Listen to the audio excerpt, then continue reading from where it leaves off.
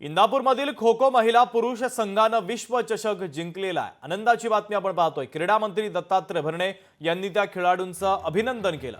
राज्य सरकारने दिलेल्या 10 कोटींच्या निधीबद्दल खेळाडूंनी आता सरकारचे आभार देखील मानलेले आहेत। तर क्रीडा मंत्री दत्तात्रय भरणे यांनी ऑनलाईन त्या खेळाडूंचं अभिनंदन केलेलं आहे। प्राची वायकर आणि सगळ्या टीमचं तुमच्या सगळ्यांचा एक अभिमान आहे, देशाला अभिमान आहे, आम्हाला एक महाराष्ट्राचा क्रीडा मंत्री म्हणून तुमच्या सगळ्यांचा अभिमान आहे आणि तुम्हाला सगळ्यांना धन्यवाद। नंतर कधी महाराष्ट्रामध्ये आल्यानंतर आपण सगळेजण भेटू एकत्र। ऐकू आलं ना?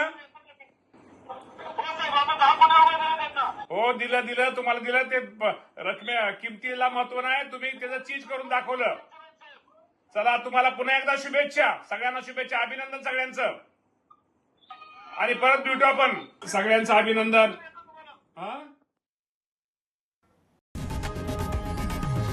लोकशाही मराठी ऐका, पहा, जागरूक रहा।